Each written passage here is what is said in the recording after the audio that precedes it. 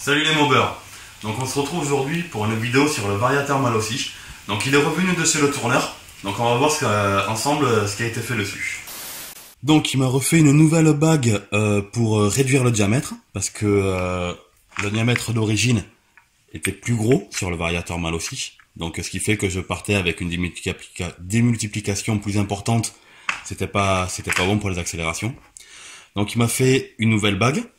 Au diamètre plus petit, et un nouveau canon au même diamètre, enfin identique, au diamètre d'origine du variateur 103 d'origine, celui-là, c'est-à-dire quoi. Celui-là avec ça. La seule différence qu'il y a, c'est qu'il est légèrement plus long. Il est légèrement plus long, ce qui fait que ça permet à la courroie de descendre beaucoup plus près du canon, et donc d'avoir un diamètre une démultiplication au démarrage qui est encore plus petite, ce qui fait de gagner en accélération. Donc il m'a fait ça coulisse bien à l'intérieur d'une manière souple, tout ça, c'est parfait. Donc ce canon, il me l'a fait à partir d'un axe de piston. Donc l'avantage qu'il y a, c'est qu'il est déjà traité. Parce qu'il faut savoir que l'axe d'origine du variateur 103 n'est pas traité. Donc ce qui fait que ça a tendance un petit peu à rouiller et à s'user. Le canon qui était d'origine sur le variateur Malosich, lui, est traité. Ce qui fait qu'il est beaucoup plus dur, donc il s'usera moins vite, et il ne rouille pas. Donc ça ne change en rien les performances, mais ça donne une longévité à la pièce qui est plus intéressante. Donc c'est pour ça qu'il était parti sur l'axe du piston, parce qu'il n'y a pas de quoi le traiter, parce que pour le traiter, il faut le faire chauffer à une certaine température et après le faire refroidir dans de l'huile, si je dis pas de bêtises. Et ça permet qu'il se traite et qu'il soit plus résistant, plus dur. Le problème, c'est que à l'intérieur, je sais pas si vous allez voir, il y a comme une déformation, enfin pas une déformation, mais on va dire une différence de diamètre, voilà. Ce qui fait que quand je mets l'axe sur le vilebrequin, il passe, mais pas entièrement. Donc ce que j'avais fait, c'est que j'avais pris une douille, je vais vous montrer. J'avais pris une longue douille de 13. Donc de base, il y a la joue fixe. J'avais pris une longue douille de 13. Comme ça appuyait sur le canon, mais pas sur le vilebrequin. Et j'avais tapoté au maillet pour faire entrer ce qui manquait. Le problème, c'est que derrière, entre le vilebrequin et la joue fixe, j'avais une rondelle qui me permettait de m'aligner ma joue fixe à la poulie d'embrayage. Le problème, c'est que j'ai pas dû assez enfoncer à fond le canon, ce qui fait que j'avais un léger jeu. Ma rondelle en alu, elle s'est bouffée, ce qui fait que j'ai la joue fixe qui s'est retrouvée avec du jeu et donc en travers. Et le problème, c'est que ça m'a complètement bouffé la courroie. La courroie, elle est morte. Et du coup, quand j'ai voulu enlever, enfin tout démonter pour regarder ce qu'il y avait et tout ça, vu que j'avais enfoncé le canon en force, impossible de le sortir. Il a fallu que j'utilise un arrache 3 branches. Donc je vous montrerai une photo qui devrait passer à peu près par là. Et je vais demander au tourneur qu'il me refasse soit une passe à l'intérieur pour enlever l'épaisseur qu'il y a. Mais après, je sais pas parce que il est un peu lâche quand même avant qu'il accroche, donc ça me plaît pas trop. Je pense que je vais lui demander à ce qu'il me refasse un nouveau canon. Tant pis, il sera pas traité, ça va faire le même principe que celui d'origine, mais tant pis, c'est pas grave. J'ai vraiment envie qu'il soit juste au niveau du diamètre intérieur, mais qu'il ait pas le jeu, parce que là il est un petit peu le jeu et ça me plaît pas trop.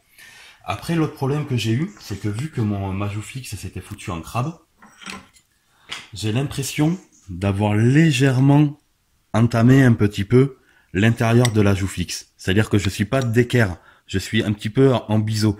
Donc je compte sur vous dans les commentaires pour me dire si c'est censé être vraiment perpendiculaire ou si le fait est que c'est un biseau, c'est normal.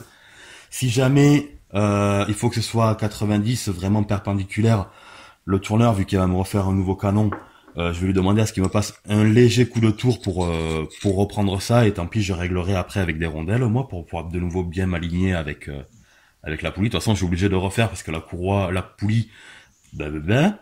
parce que la rondelle s'est complètement désintégrée, donc j'ai senti un truc me taper sur le pied et c'est après que ça a déconné. Et vu que j'étais en balade, et bien l'inconvénient c'est qu'il a fallu quand même que je rentre quoi, parce que j'étais un petit peu à pied. Bon, j'étais pas bien loin, j'étais à 3 km de la maison, mais c'est vrai que c'est chiant quoi. Donc au final, pour moi, les résultats que j'ai avec le variateur mal aussi, une fois que tout sera fait, ça sera bien. Mais il coûte quand même de tête, je modifierai sur la vidéo si je me plante, aux alentours des 65 euros. Après à ça, il faut y ajouter la modification de la bague et du canon, sinon vous perdez en accélération. Donc j'en ai pour 40 euros chez le tourneur. Après, si jamais vous voulez passer en plage de sang, parce qu'il faut savoir que vous coincez avec ce variateur-là, il n'y a pas de joue fixe qui est fourni. Donc vous gardez votre joue fixe que vous avez de base, donc c'est-à-dire une joue fixe de 80. Donc si jamais vous voulez avoir un variateur avec une plage de sang, faut que vous changiez votre joue fixe. Donc celle-là je l'ai pas achetée, c'est Taz qui me l'a donnée, mais si jamais il faut l'acheter, il faut encore rajouter les sous. Donc tout ça mis bout à bout, honnêtement, vous prenez pas la tête avec ce vario, passez avec un vario 2 pleins OR3, ce sera quand même bien plus intéressant. Il vous coûtera le même prix qu'une fois tout ça fait, sauf que vous n'aurez pas toutes ces galères. Donc au final, le variateur mal aussi, ben je suis déçu. Il ressemble énormément au Polini, sauf que le Polini n'a pas le problème du canon, donc vous n'avez pas à vous enquiller la modification par un tourneur. Donc là, vous pouvez encore gagner à peu près, ça peut être intéressant si jamais vous pouvez choper une joue fixe à pas trop cher, en plage de sang, ça peut être intéressant. Moi, je suis un petit peu déçu à ce niveau-là. Après, il faut que je règle aussi un problème au niveau de ma biellette de pot, c'est-à-dire que ce côté-là qui est fixé sur le pot s'articule vraiment très bien, elle est très souple. Par contre, celle qui est fixée sur le bras oscillant me fait des points durs. Si je serre vraiment bien comme il faut, ça me fait des points durs. Donc forcément, ça engendre des problèmes de variation sur le variateur, ce qui fait que je suis obligé d'alourdir mon vario pour qu'il puisse se fermer entièrement. Donc du coup, je perds en accélération, forcément, parce qu'il a tendance à se fermer un petit peu trop tôt. Donc il va falloir que je modifie ça. À l'intérieur de votre baïonnette, vous avez deux tubes en fait qui rentrent les uns derrière les autres, et ces deux doivent coulisser ensemble, avec le tube intérieur légèrement plus long que le tube qui passe dessus, ce qui fait que ça permet de serrer tout en gardant de la souplesse et quelque chose de très souple.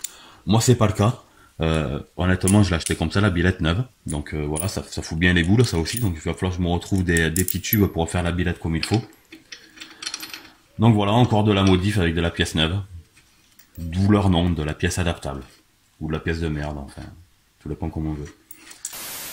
Bon, ben j'espère que cette petite vidéo vous aura plu. N'hésitez pas, vous pouvez toujours me suivre sur Facebook.